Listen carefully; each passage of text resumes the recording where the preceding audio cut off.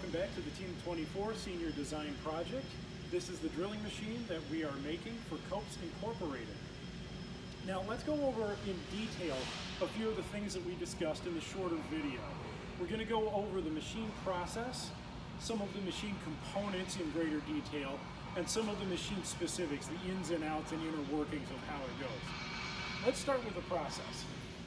So the way this is going to work is that an operator is going to be wanting to put holes in this aluminum extrusion. What they're going to do is they're going to place the extrusion into the machine, into this slot that we have for it. Over here we have our cycle start button. The operator touches off this optical touch, and these clamps are going to actuate forward and hold the part in place.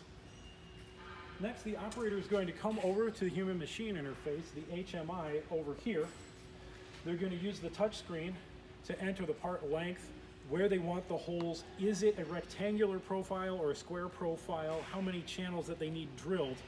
And that's going to determine how the program enacts from that point onward.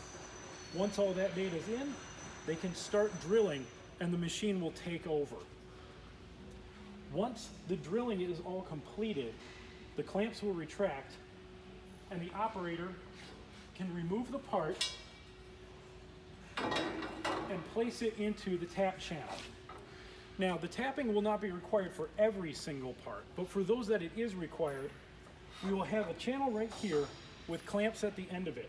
The clamps will secure the part in place, and a manual tap gun, which is not currently installed, will come over here, and the operator will guide the tap gun into the holes and drill the ends of the extrusion to put the threading into it. That will be the whole system. The operator can do the tapping while the machine is drilling the holes, because the hole drilling is entirely automatic and requires no operator input once the cycle has begun. So let's go over a few of the specifics of the machine, starting with the drill station itself. We have these drill clamps right here. They're wide clamps with a very wide face to them so we can get the maximum amount of friction grip. The face is a polyurethane face, which allows the part to be gripped firmly so that it doesn't rock during the drilling process. We can see that we have these different upstops and backstops spaced out between on the work surface here. The reason why they're raised and apart from the walls here is so that chips can fall and gather into this space without landing on the work surface and making it hard for the operator to load parts. Cleaning the surface is going to be easy. The operator can simply take an air gun attached to this air nozzle down here and blast through the work surface, cleaning off all the chips. The backstop here should collect the chips and allow them to fall into these holes here that we specifically designed for chip mitigation. Over here, we have this cylinder placed at the end of the workspace. This is our end stop. There's one at each extreme end of the machine. What's going to happen is the operator is going to zero the part to this cylinder. The cylinder will actuate upward and provide a stoppage space for the extrusion to go no further. There's a part presence sensor back here letting us know that we have an extrusion segment in the machine ready to be drilled. Now, the reason why these stops are on cylinders is so that if we have a piece that's longer than the workspace of the machine, we can still drill it. The stops can retract, allowing the piece to go out via these holes in the side of the machine here. There are thumb screws in the back that the operator can remove to allow this whole panel to come off and allow a longer piece than the machine to exit out the machine, giving us a full 9 feet of drilling space on maybe a 16-foot part. So what would happen with a 16-foot part is that the drilling machine can drill 9 feet of it.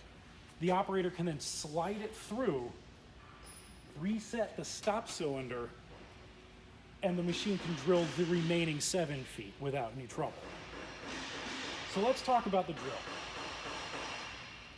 The drill unit we have here is a motor from Black Alloy, a company based in South Carolina, and it's integrated in with this blue pneumatic cylinder.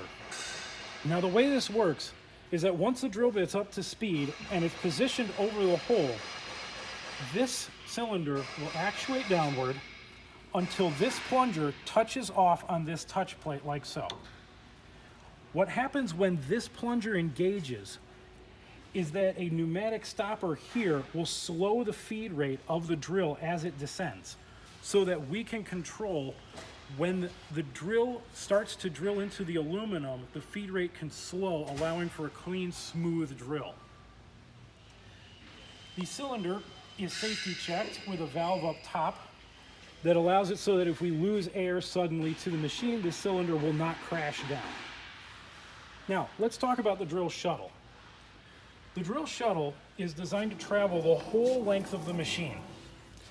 It has a 9-foot workspace from one end of the machine to the other and is mounted on these long rail systems back here.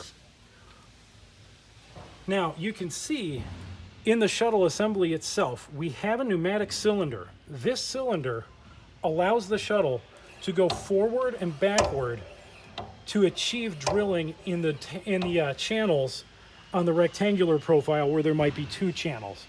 This machine can go backward and forward in order to hit those channels. We have sensors determining the position and making sure that we have achieved the channel where we want to be drilling. Motion of the shuttle is controlled via this servo back here. The servo is connected to a roller pinion which is engaged with the teeth of this roller rack from Nexen. This roller rack runs the entire length of the machine, and it is a highly machined rack that allows us to achieve a very fast speed of the shuttle.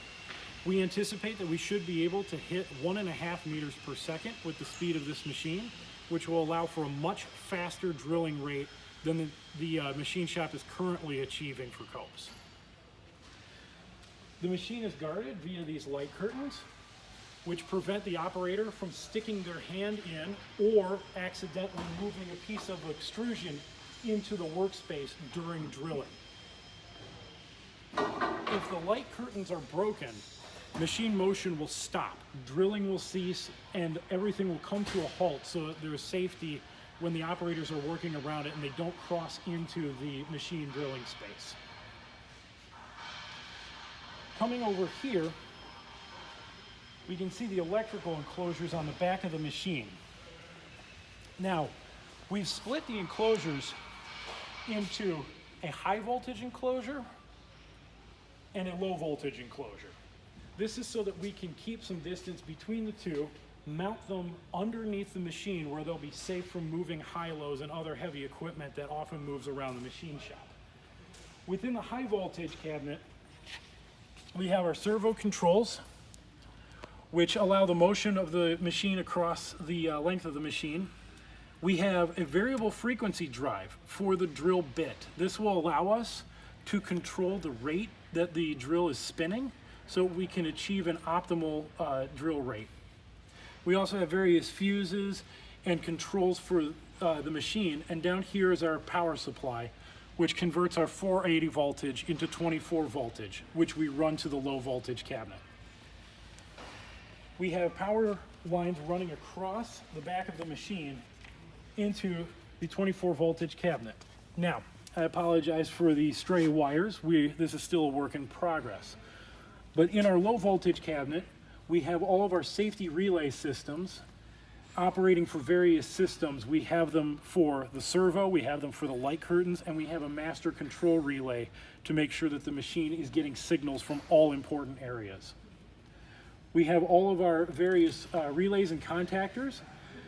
Down here, we have our PLC. This is a safety PLC from Allen Bradley that was given to us for this project so that we can experiment with some of the new PLC technology that Allen Bradley's been outputting lately. Here are the input and output cards, which are connected to this array of input-output terminals. This is where all the machine sensors are going to be wired directly to, and the machine systems are controlled via Ethernet. coming over here, we can see we have our air hookup that allows us to take air from the shop, make sure that we have clean and fresh air running to all of our systems. Most of the wiring and pneumatics for this machine is done underneath the machine so that all the wires and pneumatics are tucked away out of the way of all the heavy machinery that moves around through the machine shop. That way the operators don't have the concern of tangling cables with moving extrusion pieces or any such problems that you get with trailing wires. That is the basic overview of the machine in further detail. Some of the problems that we encountered with this machine are, as you can see, it's not finished. We're hoping for deployment of this machine at the machine shop in the beginning of August. That gives us a little bit of a tight window, which was made tighter by a 2-week delay from our machining center for this overall frame. This frame was delayed about 2 weeks due to COVID, so there were a few things that we had to overcome with that. But overall, the team's been banding together very well through it. Everybody's been getting their work done on time. The design process went well. Koops has been a terrific sponsor for this project and has been very receptive to our ideas and to the overall process of designing and building this machine. This is the drilling machine for Koops Incorporated. We thank you for participating in Senior Design Project Day, and we hope that you have a good rest of your day. Thank you.